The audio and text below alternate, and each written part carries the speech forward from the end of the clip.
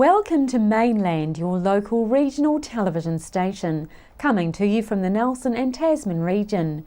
In today's news, company found in breach of workers' rights, West Coast Tasman Green MP discusses carbon tax, Sealord announces fishing deal, and locals flock to Founders Book Fair.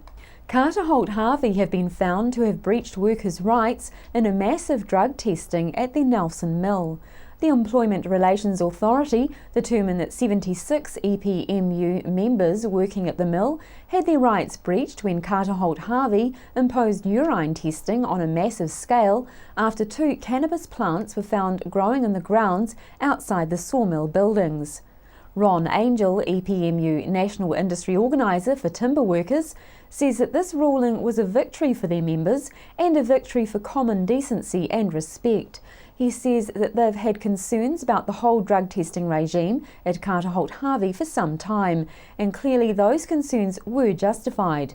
The finding made last Friday by the ERA found that employees had been unjustifiably disadvantaged and Carter Holt Harvey had breached its duty of good faith by forcing them to undergo drug testing that was not only invasive but also illegal. The practices of drug testing company NZDDA were also brought into question. Mr Angel says that the union absolutely supports good health and safety practices in the workplace, but drug testing has to be about proving actual impairment at work, not treating workers as guilty until proven innocent. The company has been sent back to mediation with the union to reach agreement on the amount of compensation to pay to each employee. I had the opportunity to speak with West Coast Tasman Green MP Kevin Haigh this week about the latest announcements by the Green Party. Now, at the Green Party conference at the weekend, in which it launched a major climate protection plan, this plan has a goal of carbon neutrality by 2050 and one which will include a charge on carbon. How will this charge benefit Nelson Tasman householders, Kevin? Well, people will benefit from it mostly because the way that we're going to use the revenue from the carbon charge is we're going to recycle it all into a dividend for all householders and businesses. In fact, so we're putting effectively a tax on products and services that emit carbon. But then the revenue that comes from that tax is all going back into effectively a tax rebate for ordinary consumers and for businesses. So people will experience somewhat higher prices for some things, but the economic analysis we've had done suggests that the average household will be $320 a year better off as a result of this. And of course, we also get the knowledge that we finally will have a climate change policy that is actually reducing carbon emissions. Great. Now, there's been quite a mixed response across the country, hasn't there, from many sectors. We've got the doctors in favour of this, especially with regards to the climate protection plan itself. We've got farmers who seem to be against it, and the obvious parties I think Labour is sort of, undecided, isn't it, whether they think it's a good idea, and then I think National is definitely against it. So just in terms of where things sit, with the country, is it quite a divisive policy? Oh, no, I don't think it is. I mean, the fact is that the policy that we have now, the ETS, is not only not achieving any carbon emission reduction, it's actually enabling polluters to make money from trading in the carbon credits, and that means that ordinary people, you and me, Joya, we're actually subsidising the big polluters to keep on polluting. So most people recognise that the ETS is a disaster. And so what we see in the response to our plan, which actually will finally start to make a difference, is that those people who have an interest in the current system, so the big polluters themselves, They are understandably opposed to what we intend to do. But the response, actually, from most neutral organisations and independent analysts has been extremely positive to what we're proposing. Very pleased to hear even from the right of the political spectrum, from people like the Taxpayers Union and Matthew Hooton and David Farrar, all saying actually this policy makes sense, as well as the independent climate analysts and economists saying this actually is a game changer. Now, my understanding is the charge on carbon means the cost in real terms to farmers will rise to $30 per cow. How are farmers responding in the Nelson Tasman region, and how can they offset this increased cost? Well, what the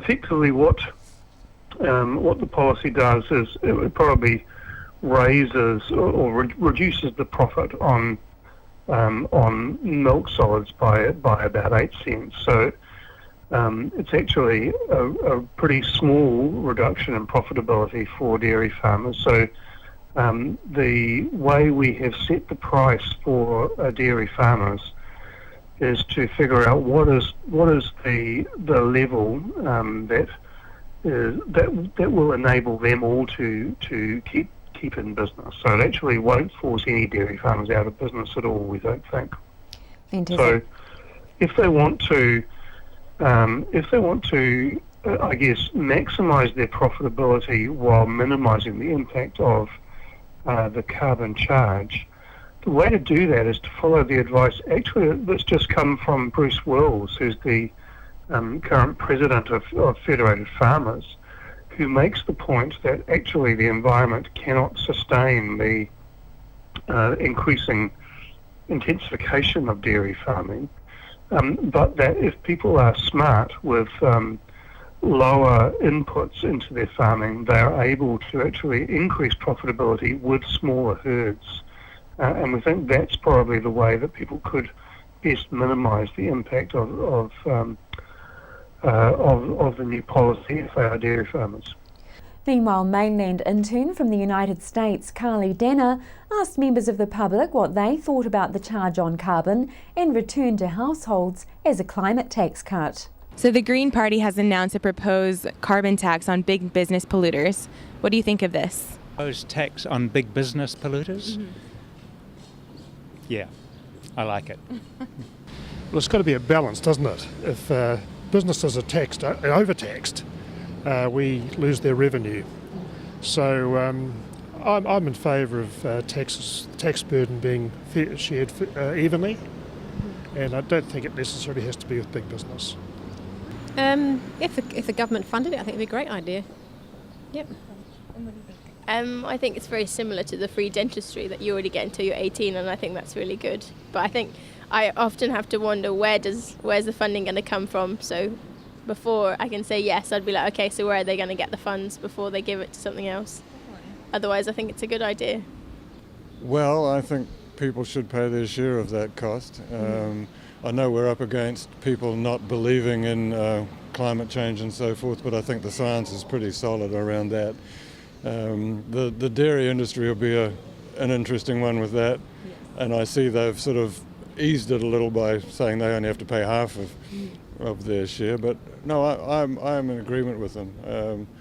I noticed on the news this morning that the European Union has reduced its emissions 19% since 1990 and are aiming for 20 by 2020, so I hope the US of A will pay some attention to that. And they also want to add free health care for ages 13 through 17. What do you think of this policy? Yes, and free education too, I hope. And an abolition of the student loan scheme and back to free education. I'd like to see that, yeah. Like we had when I was studying. Good. I think it's a good idea. Yeah, I think everyone deserves access to healthcare regardless of their backgrounds.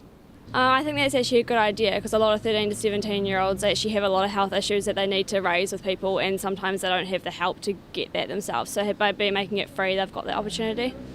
Well, I think it's a good idea. I mean, I've looked at the cost. Didn't mean a lot to me. I'd have to put that into context. But it's probably a cost worth,